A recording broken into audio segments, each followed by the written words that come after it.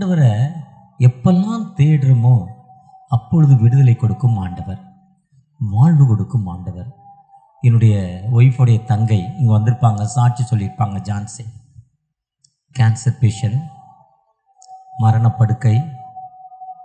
அந்த மரணப்படுக்கையிலையும் திருமணமாகி பல ஆண்டுகள் குழந்தை இல்லை, வாலிப பிள்ளைகள். அந்த வாலிபத்தின் மத்தியில் அந்த அம்மா மரணப்படுக்கையில் ஆண்டவரை முழுமையாக தேடினாங்க. முழுமையாக தேடுறப்போ ஆப்ரேஷன்னா பெரிய ஆப்ரேஷன், ரொம்ப சீரியஸான ஆப்ரேஷன். ஆனால் கஷ்டம் இல்லாமல் ஆண்டவர் விடுதலை கொடுத்தார். நம்ம எப்போவுமே எந்த சூழ்நிலையிலையும், சாமியில் ஆசிரியா கூட கடந்த 6 மாதங்களுக்கு முன்னால் கேட்குறப்போ மரணப்படுக்கை, ரொம்ப வியாதியில் இருந்ததாக சொன்னாங்க. நான் பார்க்கல. ஜான் செல்வராஜ் அப்பப்போ எனக்கு ரிப்போர்ட் கொடுப்பாரு. ஆனால் அந்த நிலைமையிலையும் நம்ம ஆண்டவரை தேடணும். அது மட்டுமல்ல, ஆண்டவரை தேடுறது மட்டுமல்ல, அடுத்த வசனம் சொல்லுது, அவர் சத்தத்துக்கு நீ கீழ்ப்படியும் போதுங்கிறார். தேடுறப்போ அந்த சத்தத்துக்கு நம்ம கீழ்ப்படுகிறோமா, உபே பண்ணுறோமா? ஆண்டவருடைய சத்தத்துக்கு நம்ம உபே பண்ணுறோமா? அதுதான் முக்கியம். ஏதோ சொன்னாங்க, ஏதோ சர்ச்சுக்கு வந்தோம், ஏதோ கேட்டோம், ஏதோ போனோங்கிறது இல்லை. இது சொன்னாங்கல்லப்பா, ஏன் அது நடக்காது? ஏன் நடக்கக்கூடாது? ஏன் நடக்கக்கூடாது? அந்த சத்தத்துக்கு உபே பண்ணணும். அந்த எலியா தீர்க்கதரிசி 1 ராஜாக்கள் 19 நினைக்கிறேன், அந்த அம்மா வருது, பஞ்சம், தோசை சுட்டு கொண்டு வாங்குறாரு. அந்த அம்மா சொல்லுது, ஒரே ஒரு தோசைக்கு மாவு, அந்த ஒரு தோசைக்கு சுடுறதுக்கு தான் எண்ணெய், அந்த ஒரு தோசை சுடுறதுக்கு சுள்ளி பறக்க வந்தேன். தீர்க்கதரிசி சொல்கிறாரு, இல்லை நீ எனக்கு சுட்டு கொண்டு வா. அந்த அம்மா சொல்லிட்டு அந்த வார்த்தைக்கு கீழ்ப்படிந்து அந்த அம்மா போயிட்டு அங்கே போய் ஒரு தோசையை சுட்டு கொண்டு வருது. பஞ்சம் தீர்ற வரையும் வேதம் சொல்லுது, அந்த குடும்பத்தார் அனைவரும் சாப்பிட்டாங்களாம். அந்த அம்மாவுடைய ஃபேமிலியில் எத்தனை பேர் இருந்தாங்களோ, பொதுவாக நானும் என் மகனும் அந்த அம்மா சொல்லுது. ஆனால் குடும்பத்தார் அனைவரும், அண்ணன், தம்பி, அக்கா, தங்கச்சி, மாமன், மச்சன், பங்காளி, போனவன் வந்தவன் சாப்பிட்டானா. அது மட்டுமல்ல, அந்த வார்த்தைக்கு கீழ்ப்படிந்ததால் அந்த பஞ்சம் தீர்ந்தோடனே அந்த அம்மாவோட பிள்ளை செத்து போகுது. செத்து போனோடனே அந்த குழந்தைய கொண்டாந்து தீர்க்கதரிசி காலில் போட்டுருது. பஞ்சத்தில் சோறு போட்டால் அதுக்கு தண்டனை தானா? அதுக்கு கிஃப்டி தானையா? என்னையா கிண்டலா பண்ணுற கேட்டார். உடனே அவர் மேல் வீட்டறையில் கொண்டு போய் அந்த குழந்தைக்கு ஜெபம் பண்ணார். அந்த குழந்தைக்கு உயிர் வந்துச்சு. பொதுவாக ஆண்டவரை நம்ம தேடி ஆண்டுடைய சத்தத்துக்கு கீழ்ப்படுகிறப்போ உபே பண்ணணும். நம்ம யாருமே 100 பேரில் 99, 1,00,000 பேரில் ஒருத்தர் தான் கீழ்ப்படிவாங்க. 999 பேர் என்ன பண்ணுறதில்ல, கீழ்ப்படுகிறதில்ல. கர்த்தர் தருவாருங்க. கர்த்தருடைய பருவத்தில் பார்த்து கொள்ளப்படும். கர்த்தர் தருவார், கர்த்தர் எனக்கு இதை செய்வார். அந்த நம்பிக்கை, அந்த உபே, கர்த்தர் என்னை வழி நடத்துவாருங்க. என்னை அந்த உலகத்துக்கு அழைச்சிட்டார். அதாவது தாயின் கருவில் உருவாகும்னே நான் உன்னை தெரிந்து கொண்டேன் வார்த்தையின்படி, தாயின் கருவில் உருவாகும்னே நீங்கள் என்னை தெரிந்து எடுத்திருக்கீங்க. நீங்கள் எனக்கு தருவீங்க. என்னுடைய வேதனைகள் உங்களுக்கு தெரியும், என்னுடைய பிரச்சனைகள் உனக்கு தெரியும். இதெல்லாம் உங்களுடைய சித்தத்துக்கு ஒப்பு கொடுக்குறேன். அந்த சித்தத்துக்கு நம்ம ஒப்பு கொடுக்குறப்போ, ஆண்டவருடைய சித்தத்துக்கு நம்ம ஒப்பு கொடுத்து ஜெபம் பண்ணுறப்போ ஆண்டவர் ஆசீர்வதிக்கும். ஆண்டவர் எப்பவுமே ஆண்டவருடைய சத்தத்துக்கு நம்ம ஒப்பு கொடுத்துடணும். நான் என்னுடைய மகளுடைய திருமணம் படித்து முடிக்கிறா, MBBS ஹவுஸ் சர்ஜன் போகிறா. நெருங்கிய நண்பர் குருவானவர் பால்ராஜ், மதுரை பேராயம். இது எப்படியோ ஃப்ரெண்ட் ஆகிட்டோம், ரொம்ப நெருங்கிய நண்பர்.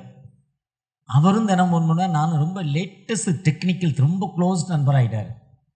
ராத்திரி 12 மணிக்கு விருதுநகரில் போயிட்டு, ஐயா வந்திருக்கேன் சாப்பிட போகிறேன்னா வந்துடுவார். ராத்திரி 12:30 மணிக்கு விருதுநகரில் கறி தோசை நல்லாயிருக்கும், கறி குழம்பு ரொம்ப சூப்பராக இருக்கும் விருதுநகரில். அப்படி அவர் என் மேலே ரொம்ப பாசம். ஐயா சாப்பிட்டுட்டு நீங்கள் கூப்பிட்ட வந்தேன், இருந்தாலும் ஒரு அரை தோசை சாப்பிட்றேன் பாரு. அப்போ என் மகளுடைய உங்கள் மகா ஹவுஸ் சர்ஜன் போயிட்டாங்க, பயோடேட் கொடுங்கங்கிறார். இப்போ தாங்க ஹவுஸ் சர்ஜன் போயிருக்கா, என்னங்க அவசரம், கொடுங்கங்கிறார். கொடுத்தேன்.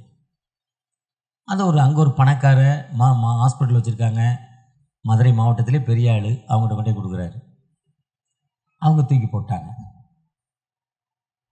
அந்த பயோடேட்டை தூக்கி போட்டாங்க. பயோடேட் திரும்ப வரல. அப்புறம் மதுரையில் இன்னொரு டாக்டர் ஃபேமிலியை கட்டுறாரு. அந்த ஃபேமிலியிருந்தும் பதில் வரல. சும்மா இருக்க சங்க ஊதி கெடுத்தான ஆண்டின்னு நான் சும்மா இருக்கிறேன்னு என் பொண்ணுக்கு மாப்பிள்ளை பார்க்க போய் 2 இடத்துல கொடுத்து 2 இடத்துலையும் ஃபெயிலியரை நான் அப்செட் ஆகிட்டேன். என்னடா என் பொண்ணுக்கு மாப்பிள்ளை கிடைக்கலையே. இது பெற்றோர்களுக்கு எல்லாத்துக்கும் இருக்கிற கவலை. எல்லாத்துக்கும் இருக்கும். பணக்காரனுக்கு இருக்கும், ஏழைக்கு இருக்கும், நடுத்தரம் உள்ளவனுக்கும், விசுவாசிக்கு இருக்கும், பாஸ்டுக்கு இருக்கும். தன் பிள்ளைக்கு அந்த காலத்தில் நேர்த்தியாக செய்யணும். ரொம்ப கண்ணீர் எனக்கு. நம்ம கேட்கவே அவர் கேட்டார், கொடுத்தோம். என்னன்னா அப்போ நம்மகிட்ட என்ன குறை, நம்மகிட்ட என்ன குறை, இதுதான் என் உள்ளம் பேசுது. இருந்தாலும் கர்த்தருடைய பருவத்தில் கொள்ளப்படும். கர்த்தர் தமது ஜனங்களை கைவிட்டதில்லை. இதுவரை என்னை கைவிடலைங்க, இனிமே எங்க கைவிடுவாரு? ஜோம் பண்ணிட்டு ஜீசஸ் காலேஜில் போய் பதிவு போட்டோம். நான் என் மனைவி தான் போகிறாங்க, என்னையை கூப்பிட்டாங்க, தோத்துறோம், நான் வரல, நீ போன்ட்டேன். எனக்கு அப்படிலாம் நம்பிக்கை இல்லை. கடவுள் தருவார், போயிட்டு வா, தோத்துறோன்ட்டேன். அவங்க போய் பதிவு பண்ணுறாங்க நெட்டில் பதிவு பண்ணிவிட்டு ஒரு அம்மா ஜெபம் பண்ணுறாங்க. அது எங்களுடைய ஒன்று விட்ட சம்பந்தகாருடைய சம்பந்தகார், என்னுடைய சகோதரர் பெரியம்மா பையனுடைய சம்பந்தகார். அந்த அம்மா ஜீசஸ் காலேஜில் ஒர்க் பண்ணுறாங்க. நல்லா ஹைட்டாக கருப்பாக இருப்பாங்க. இதில் அநேகருக்கு சொந்தக்காரங்களாக இருக்கும், நிறைய பேர் மன்னார்பேட்டில் இருக்காங்க. அவங்க தான் ஜெபம் பண்ணிவிட்டு, அம்மா வீட்டுக்கு போகணுன்னா உங்களுக்கு ஆர்டர் வருங்குது. அந்த அம்மா தீர்க்க தரிசனம் சொல்லுது. நெட்டில் தான் அவங்க போடுவாங்க. 4 நாள் கழிச்சு தான் நெட்டு ஓப்பன் ஆகும். நாங்கள் நெட்டை ஓப்பன் பண்ணல.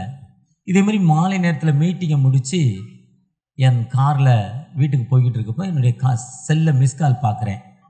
செல்லை ஆஃப் பண்ணி வச்சுருவேன். என் மிஸ்காலை பார்க்குறப்போ ஒரு புது நம்பர். யார் நம்பர்? புதுசாக ஒரு நம்பர் வந்திருக்கே. அந்த நம்பருக்கு போடுறேன். அவங்க சொல்கிறாங்க, நாங்கள் இங்கேருந்து பேசுகிறோம், ஜீசஸ் கால்ஸு marriage.com பார்த்தோம், உங்கள் பிள்ளையுடைய பெயர் இது, எங்கள் பையனுடைய பெயர் இது, உங்கள் பையனுக்கு உங்கள் பிள்ளை நீங்கள் கொடுக்கீங்களா? நாங்களே நெட்டில் பார்க்கல. அவங்க வால்பாறையிலேருந்து ஃபோன் பண்ணுறாங்க. வால்பாறையில் என்னுடைய மனைவியோட தங்கை இருக்காங்க. உடனே நான் சொல்கிறேன், நாளைக்கு காலையில் உங்களுக்கு சொல்கிறேன் மேடம் இன்னும் சொல்லிவிட்டு ஃபோனை வச்சுட்டு உடனே என்னுடைய சிஸ்டர்லா மனைவியோட தங்கைக்கு ஃபோன் பண்ணுறேன். அவன் உடனே பேரை கேட்குறா. அவன் அந்த ஸ்கூலில் டீச்சர், அந்த ஸ்கூலில் படித்த ஸ்டூடெண்ட். அந்த பையன் உடனே 5 நிமிஷத்தில் சர்வே பண்ணி 10 மினிட்ஸில் 10 நிமிஷத்தில் அவன் பேசன் வச்சு பிரிட்ஜில் வரப்போ பேசுகிறேன். வீட்டுக்கு வரதுக்குள்ளே அவனுடைய முழு சரித்திரத்தை கொடுத்துட்டான்.